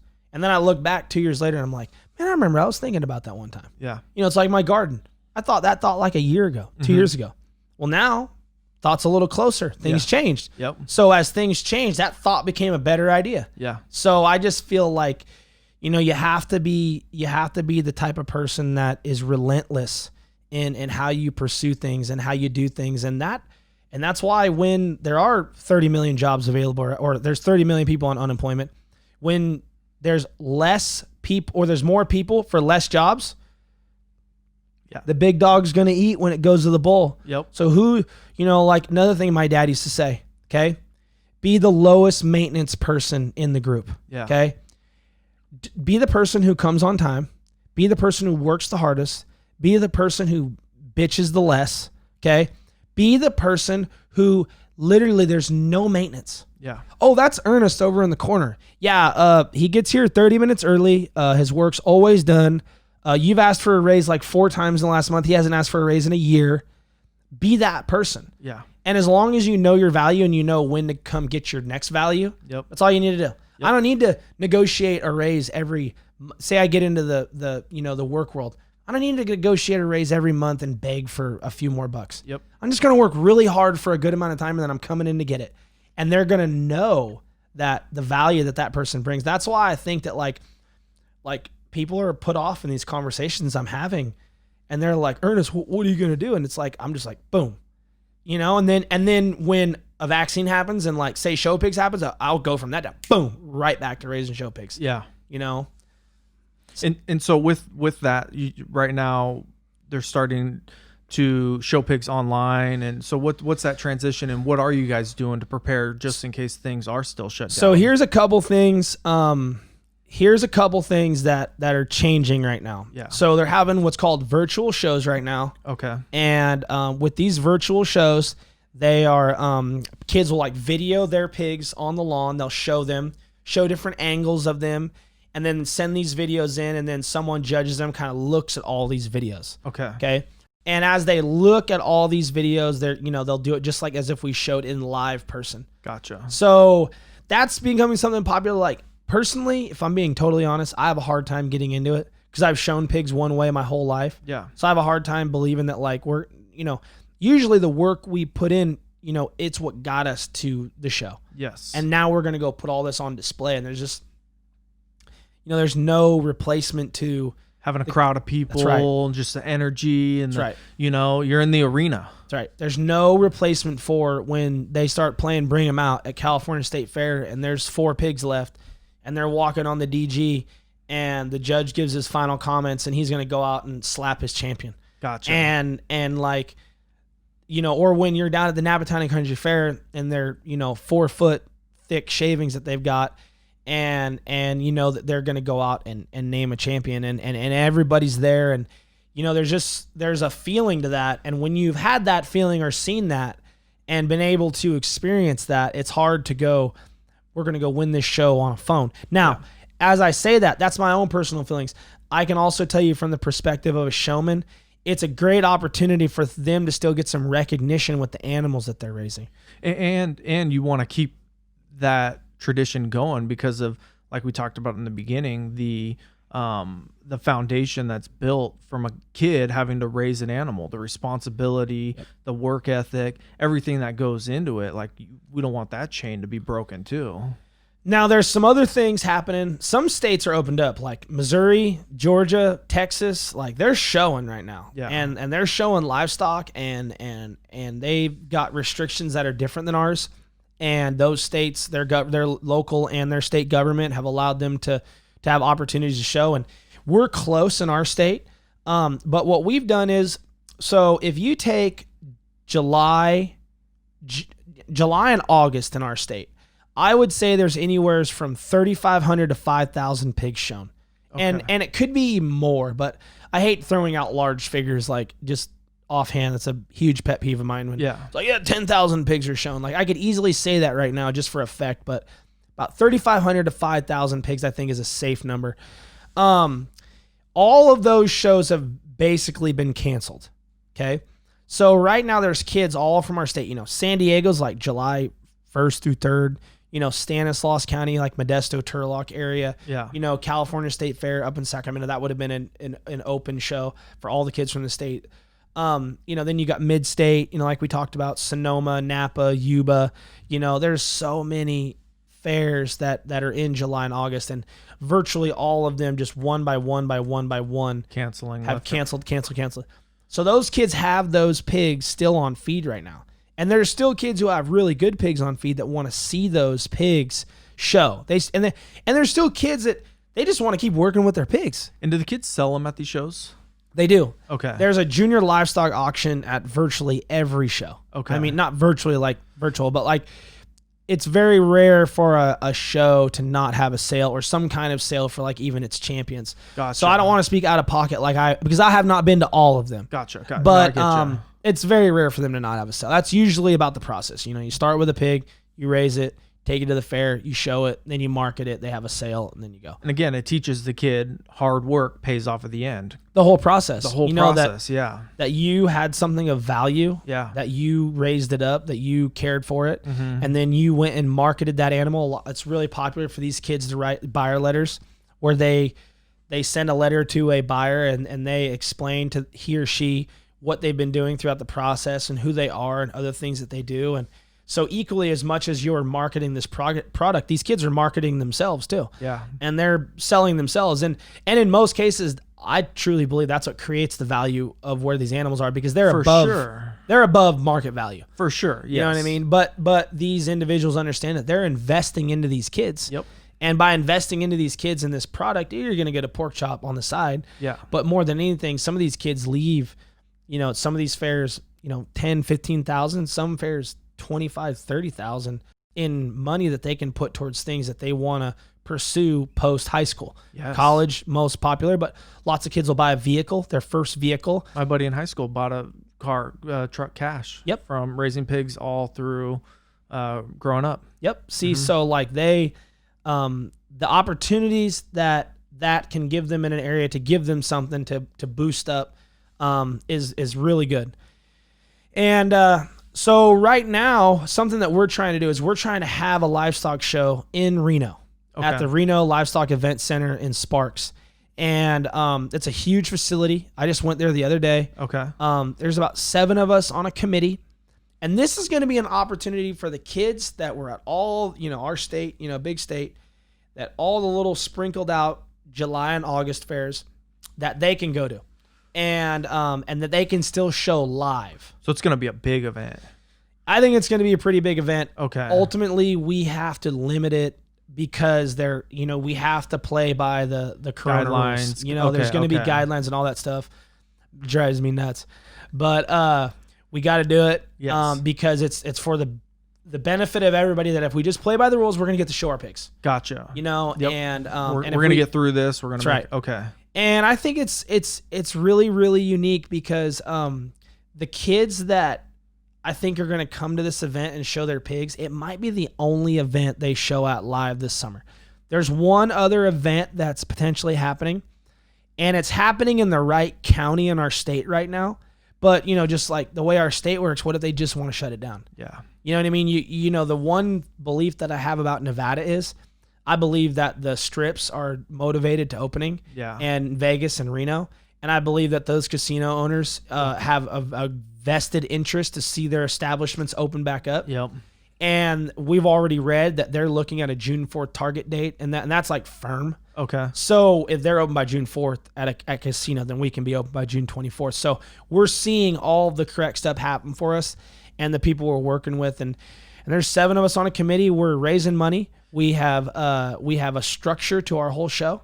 We have entries have already opened. They close here June 7th, and the ball is rolling, and it's coming together. Because you're raising money because the kids don't have to pay, right?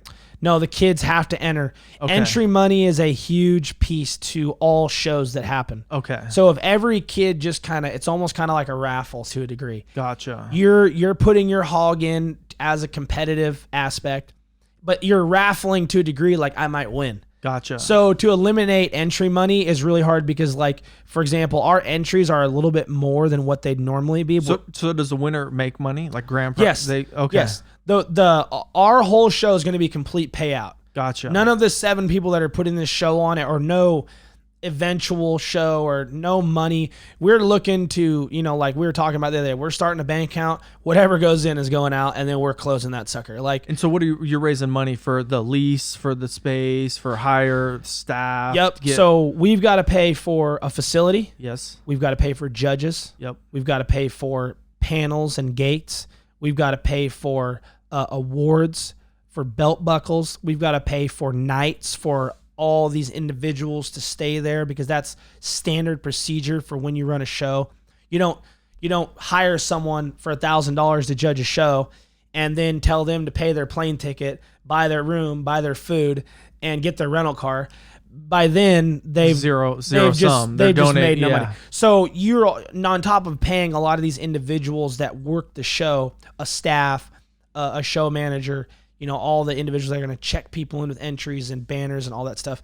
You got to pay for all that stuff. And we have about like a $55,000 overhead to run the whole show. Just to get it off the ground. A bare bones show. Yeah. Like ideally you'd want to really take a lot of time to like plan one of these and like have a marketing plan together about how you're going to bring in, sponsors and how you're going to package stuff. But at the end of the day, when they canceled California State Fair, you're only X months away. Yeah. We already had a lot of our State Fair pigs on feed in the barn, ready to go. Okay. So when we bought them, nothing had been canceled yet. Gotcha. When a lot of these shows have been canceled, you got to understand these kids already have their animals. And a lot of these kids, like you said, your last year, like they didn't get to walk the stage, and now it's like, okay, I don't get to show this pig. It's, almost going to be my last year, or it is their last year.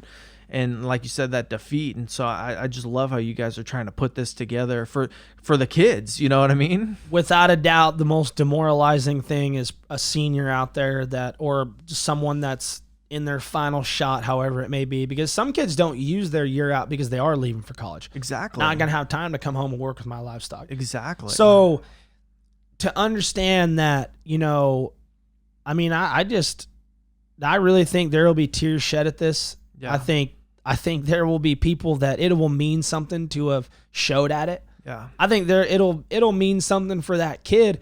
There's some kid out here in this state right now, Matt. Yeah. That's got a beast. Yeah. It's got a beast. That he's put time, effort, energy, love, care. And if there wasn't a show that happened, this kid, the winner at these shows are going to get they're going to get money. They're going to get a belt buckle. They're going to get a leather banner. They're going to take an unbelievable picture. They're going to have done it at a show that is going to exist just one time. And it's just a replacement show. This is not a thing that's going to be every year. You know, and they're going to look back and they're going to say, you know, if that show hadn't popped up, that this pig might have just drifted off into the wind. Yeah. You know what I mean? And we would have never known. And heck, there's some kid there that's showing like a minor breed, which a minor breed is like your not as popular breeds. Okay. It's like, you know, you got your labs and your golden retrievers and your populars, and then you get your goofy breed dog, you know? Yep.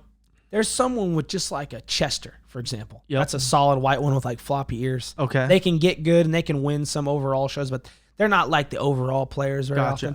There's someone with just a really good Chester barrel right now. Yeah. That's going to show up in Reno and drive that hog. And those minor breeds are going to get a little banner about like that big. You know, it's not going to be too big. Yeah. And they're going to get fired up, dude. Well, it could be like, you know, you getting your belt buckle at 10 years old was a game changer in your life. That's right. You know what I mean? Like it's the small things in life that really have the profound effects on people. And, you know, we're talking and I'm going, how, you know, is this for adults? And you're going, no, it's, you know, you start at age 9 and by age 19, it's basically you're done. So this is not for, when I hear it, I'm going, this is for the kids, man. And I love your passion for helping kids like that. To me, from the outside looking in, I look at you and I go, man, you just have a drive to see kids and people succeed and giving them a leg up. And the vehicle to do that is these show pigs. And I just think it's the coolest thing ever. I love showing pigs so much that I am not only on record in my conversation I had with my buddy yesterday, but I'm going to be on record in your podcast right now. Oh, shit. I am going to sleep in the barn if I win this show. I'm sleeping in there, Matt. I'm hanging out with everybody. We're gonna charge the speaker box up, and we're gonna hang out in there all night because I should have by now. What's like May 27th? What's today's date? I don't even know. 27th, yeah. Is it the 27th? Well, I guess that correctly. I should have by now probably been to 9 Mayfairs. Gotcha.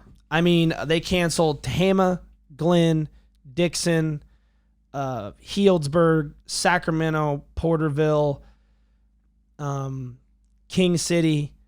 I mean, and there's more that you know, the Madera, Chowchilla. I mean, they canceled all the Mayfairs. They were the first ones to like get the axe. Gotcha. So you got a person that's used to every other day in May going to a pig show. Gotcha. You know, and then I leave tomorrow to go look at pigs in Arkansas. Gotcha. So I'm used to, you know, on the go this time of year, yeah. I'm used to being at these events and finally seeing these kids.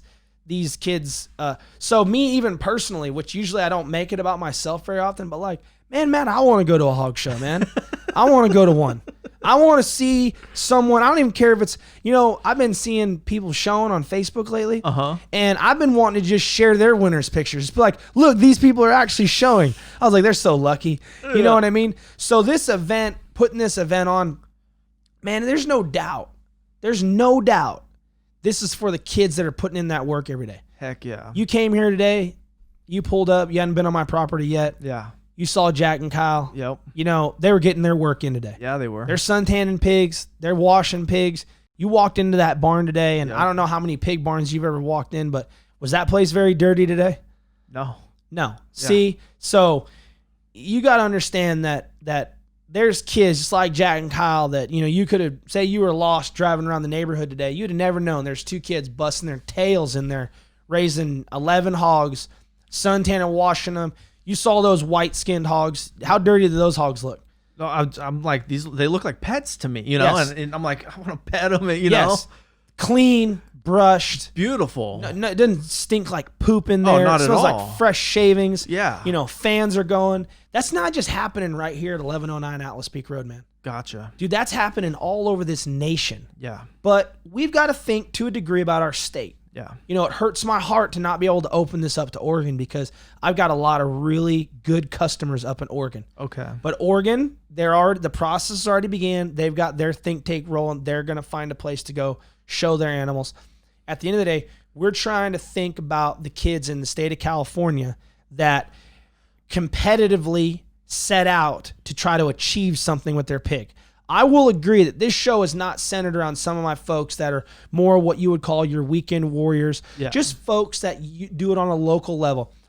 Trust me, a lot of my people have gotten very good started like that. Yeah. So I never turn my back on the localized approach. Kids who just want to, we're just going to go to the county fair.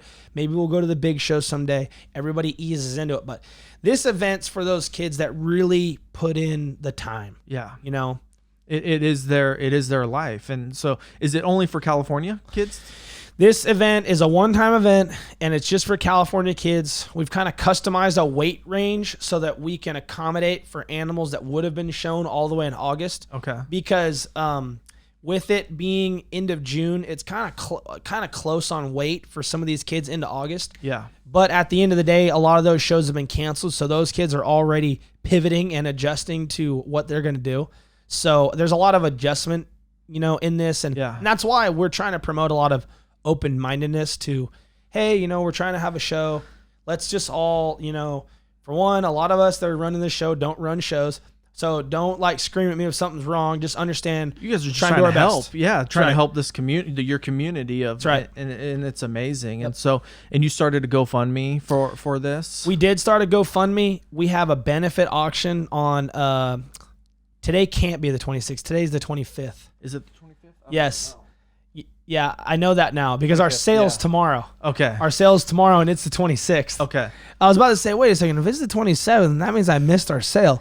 So the podcast will drop the 27th. Yeah, that's awesome. So that's perfect.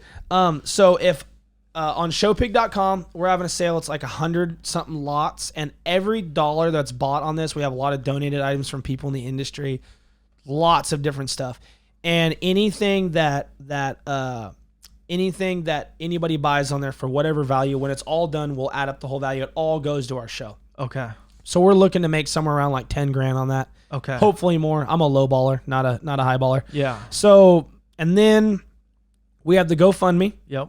And then we have our entry money. So we're going to be able to kind of pay for this a couple different ways, but ultimately donations are extremely, extremely important. Whenever someone can just here's $100, $200, even $20, $10, and it doesn't have to be somebody who's in this industry or it's like, hey man, this is a good speaking to you, this is the first time hearing about it, but it's like, man, this is to me something that the youth benefits exponentially from. Like, this is, some things we don't have a degree of control over. Yeah. Like take some of these kids walking the stage. Yeah. What we're doing is what's going to happen. Yeah. The schools in the Napa Unified School District are not going to go rent a stage in Nevada to walk the stage. No, they're not. Okay. This animal and the way it is, we've already kind of are in a state of travel with the way we do this. So traveling's not foreign. Okay. Finding a location to show is not foreign. We change where we show and we change where we do this all the time. So it's not different for us. We have an option to change this situation. Yes. And that's where we have to take advantage of that. We have to take advantage of the fact that, okay, we got this big state, got a bunch of people with pigs. Yeah. We're going to have this show in Reno. Hopefully, it's still not guaranteed. They're technically under the status that they're under right now. We could not show it that. If those people had a show, they'd get their business license pulled. Gotcha. So with that being said, you have to understand that to a degree, no one can show unless your state government or your local government just flat out said, we're not flying on their radar, pulled a Modoc County, just said, hey, we got 9,000 people here. We ain't got no coronavirus. We're all going back to hanging out. Don't compare us to the rest of everybody else. Gotcha. And Tulare County is a little bit, they're kind of saying, hey, we're just going to, so you're starting to see some counties kind of just decide, hey, we're going to go do what we want. The heck with you.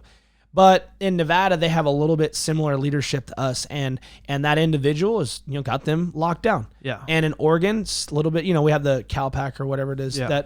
So Oregon is a little bit the same too. But we're finally, for the very first time, look at Napa here recently. That was the first one to open up. Things are starting to loosen up and open up. So with that being said, we're starting to now see the forward trend of the balls rolling. So we hope it just keeps rolling. We hope it doesn't stop. But I think you guys are making a smart projection by going, okay, we're going to bank on Nevada opening up before California. Well, personally, I just think that the casinos, man.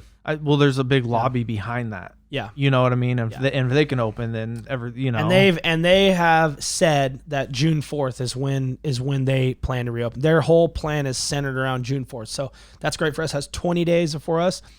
And I've even heard that what we fall under can maybe open up even before that. That the casinos are even more complex than us. Gotcha. So that we may even still get opened a livestock event center.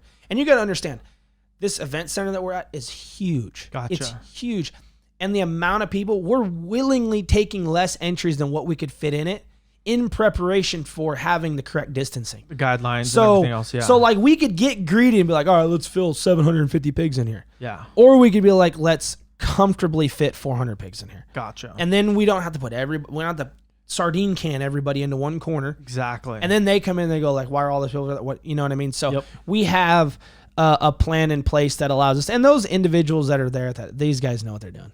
They love it. They know what they're doing.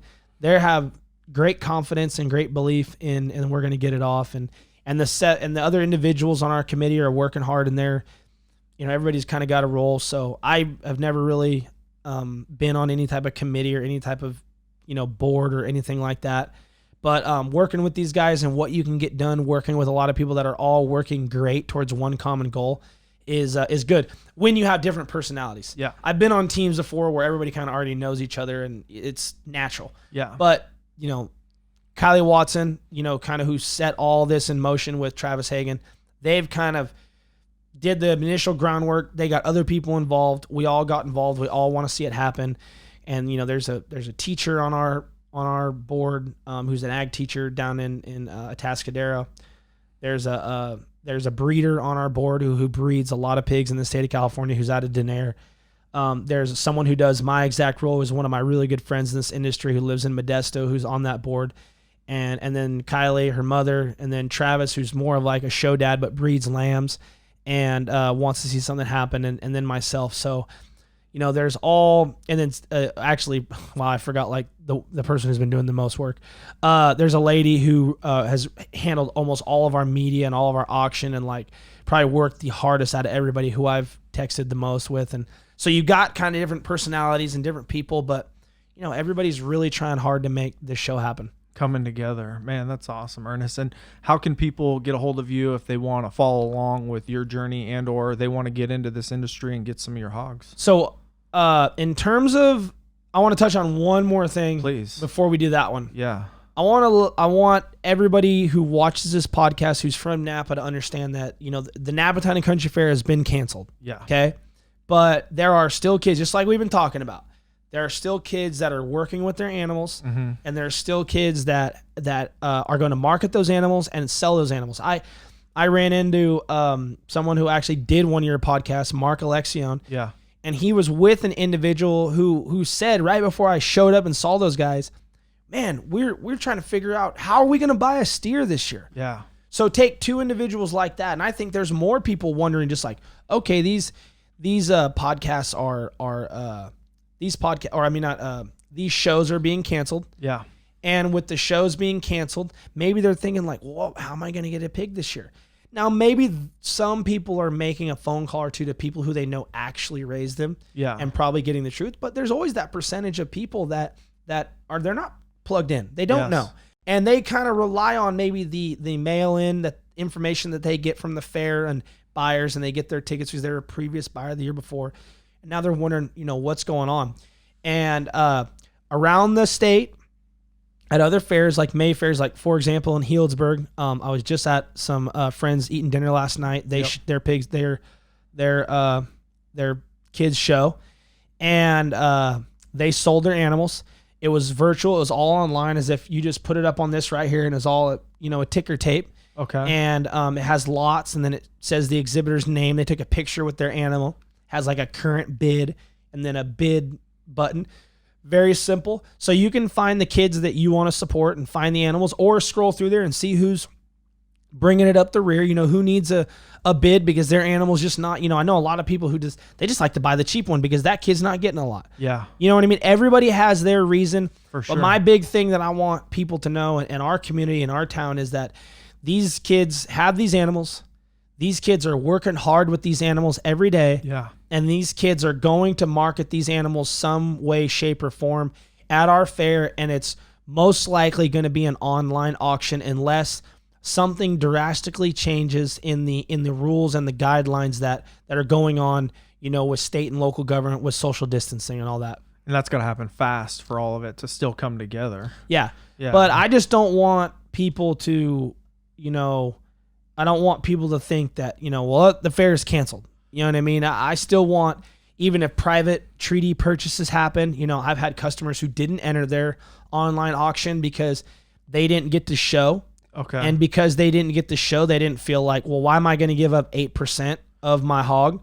I'm not getting to go down there. I'm not getting my camper space. We're not showing at the show. We're not, all the normal things are afforded to them. So they just sold theirs private treaty. Okay. So people may get reached out to private treaty, but it's really just more than anything that these kids are not just, they have an investment in these pigs. Big investment. And in normal years, they do look to get in the green on their investment. Yeah. But this year might not be, how can we just not get in the red? For sure. How do we not lose? Let's break even. Yeah. Once again, great concept for kids to learn. Wow. I raised my animal. I marketed it. I sold it and I made tons of money down at the fair. This is awesome. I love this project. Yeah. Did that 4 years in a row. You're on a 4-year hot streak of business with your product. Yep. Then 2020 hit. I bought my animal. They canceled the fair. I'm not going to get normal price because the setting is not going to be the same. And I have to give it 8%. All right, I'm going to make a business decision here and understand that, okay, normally, I got 1,300 total in each one of my hogs, and I normally sell them for about $2,000. That's about an average price that you'd get down at the Napa Fair. Okay. Normally looking to make $600 to $800 per pig. Yep. And walk out of the fair with plus 15, 16, 1,700. Yep. Maybe this year I'm looking to just not go in the red. Yeah. That what a concept for a young 14-year-old to be dealing with right now. And be like, well, there was nothing I could have done because of this. It wasn't my fault at all. But having, like you said, having to shift, having to make those different decisions. Again, it's just life lessons for the youth. Or what about the youngster right now who's in a tough spot because of all this? And he hears everybody whining about, oh, man, we're not going to sell them for a lot. Oh, no fair. Oh, no. And we got a youngster who just hears all this negativity around him. What if they got the kind of parent that says to them, hey, see how everybody's letting all this just crush them right now? Mm-hmm. I want you to work harder and get hungrier. Right. Powerful. That's an opportunity right now. Huge opportunity. Because that's what I'm telling my kids. Yeah. Work harder. Call them more. Yep. Market harder. Yep. Tell them. Call those buyers and tell them, oh, a lot of people quitting right now because of the pandemic. Mm-hmm. You know what? I'm not at school. I'm out there 2 hours more every day. Yep. I'm working harder during it. Yep. And I'll tell you what, a lot of my kids are. They're working harder. Well, yeah, because no school. I saw Jack and what's the other? Kyle here. I mean, it's what, 100 plus outside right now. That's right. And they're out there busting their hump. And, Jack, talking to him, he was supposed to graduate this year, not liking the stage. So this essentially might be his last year raising the hogs. I don't know, and it's like, man, but he's out here busting his ass, working harder. Yep. Trying to make it happen, And he's got no school right now. So some kids, they might be looking at this as like, this is an opportunity to be at home more. Mm-hmm. Some kids are looking at this like, this is an opportunity for me to be with my animals more. And that's like just we talked earlier about mindset and like what, when parents, see me or get around me, I start to understand some of the things that I believe in is like, I believe with the circumstances we're in right now, they can't let me go to a show right now, Matt. Yeah. I can't go to a show right now. Yeah. I'm in the lab thinking right now, man. Yep. I got an office in the front yard, little broke shack, but inside of it, we just tricked it out kind of like you did this right here. Yep. And, that's where we get our think tank in. Yep. And I'm in there and I'm thinking about what can we do, what things do we need to be doing. We're building all sorts of, pamphlets and handouts for when we get our field days running again. Okay. And because I think it's easy during this whole situation to kind of just go like, oh, I can't do what I want. That's an easy thing to do for sure. I want to do this, but I can't do that. Yeah. And it's like, you can't control that, man. Yeah.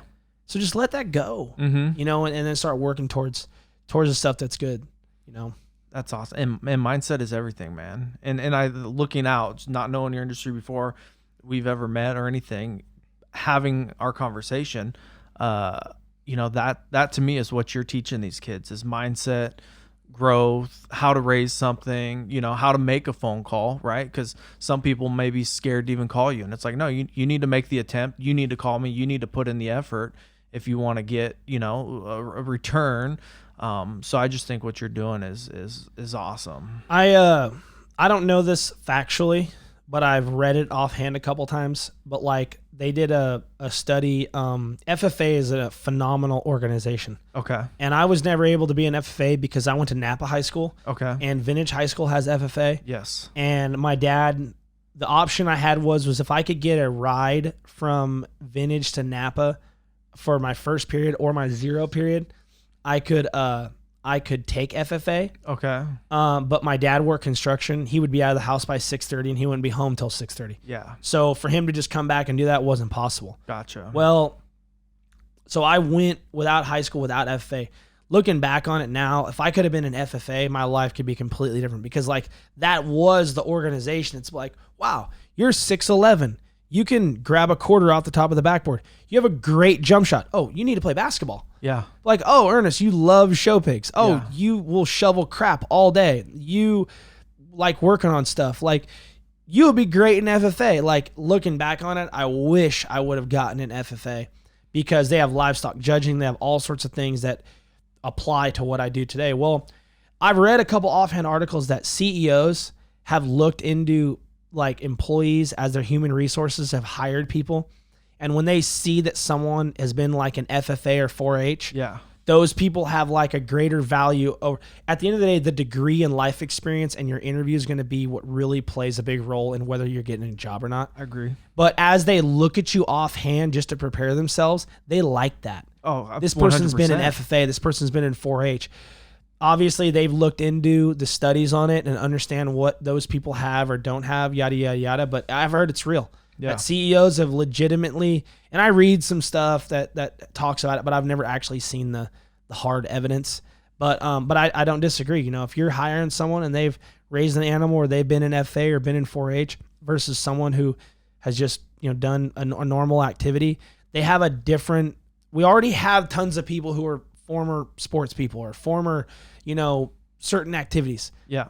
We don't have a ton of people. So when you want to go a different direction, they're recognizing that there's great value in those kids that grow up in those arenas. Yes. And you're seeing that more prevalent now than ever, especially with, the meat shortage that we're having. It's like, oh man, farmers, people who learn these skills, that are applying these skills. It's like, oh wow, this is really, really important for our overall community and for overall country. A good practice for every person, if they ever want to learn how important a farmer is. And I invented this practice, and I actually want to try to do it myself someday. Let's hear it. I want you to grow everything it takes to feed a party of 100 people. I want you to grow it all. Yeah. I want you to grow the cow for the burgers. I want you to grow the flour. I want you to grow the onions. I want you to grow the tomatoes. I want you to make everything it takes to have a party of 100 people. I want you to just think about how hard it is if you were just to grow what your own family eats. And then you know what I want you to remember? We have 400 million people in this country. Yeah. 400 million people in the United States of America. Somebody's got to go out there and make that. Go drive down 101 to Paso Robles or San Luis Obispo. Look at all the row crops down there. Go drive down the Central Valley to Fresno. Yeah. Pull off into Fresno and just take an exit and just start driving. Yeah. And all the row crops and all the things we grow and all the things we do. And then start to think about how many people are out there. When we really think about how big some of these cities are and how big some of these places are. And you got to understand, it's a lot of people out there. And these guys are out there making it happen, man. And they're not just making it happen. You get to eat the best of the best, man. Yeah. Like we can have here in Napa, we can have avocados year round, man. It's crazy, all the time. We have avocados all the time. Yeah. Where these avocados come from, man? Right? Yeah. You know what I mean? Yeah. Now I get it. We import some stuff. Yeah. We do some different things. I understand that. Mm-hmm. But at the end of the day, all I'm saying is someone's out there doing the work. putting in the hard work, Yep. you know, and it's important that generations behind us continue to learn how to do that sort of work. It's not all about being in front of a computer. It's, you know, get out there and you got to learn some of these skills. And man, I appreciate you for coming on the podcast, sharing your story, because I got a ton of good nuggets that I'm going, oh, I'm going to implement that mindset, or I'm going to take that and you know, apply it to my business. And so I appreciate you for that. And so how could people, if they want to get a hold of you, or if they want to get started in this, how do they get a hold of you? We've got a website, okay, edshowpigs.com. Mm-hmm. We've got a Facebook, Ernest Donohoe Show Pigs. We've got an Instagram, Ernest Donohoe Show Pigs. I've got me on Facebook, Ernest Donohoe. Phone, text, I mean, everything's available out there. I mean, we're not hard to get a hold of. I return calls. Yeah, and I'm going to put links to everything down below in this video so people can get a hold of you. And I encourage people to get a hold of you if they're thinking about doing this, or maybe they're in this space doing it and they want a better hog or an opinion on their hogs, or a hog they can get to get a hold of you. If outside of just your and I's conversation and things we're sharing and gaining from each other in this, if anything is gained from this podcast more than anything that I would want to be gained from it is that I want people who see it to understand that there's kids in this town that are still showing or still raising their livestock, and that they're still going to market them this summer. And if they're a business or a family or somebody who wants to, you know, purchase that animal, you know, you're going to get to put meat in your freezer. And in the same respect, you're going to get to support a youngster, and you're going to get to be involved in a process right now that has really been hit hard, just like many other processes. Yep. But I'm just saying that I want people to understand that that's still all going on. And I would advise them to get in contact with myself or with anybody they know that's involved, and make sure they're up to date about what they need to do or how they can get involved to help someone. It's all about supporting each other, my brother. Yep. So thank you so much. Thank you, man. Appreciate it. Awesome.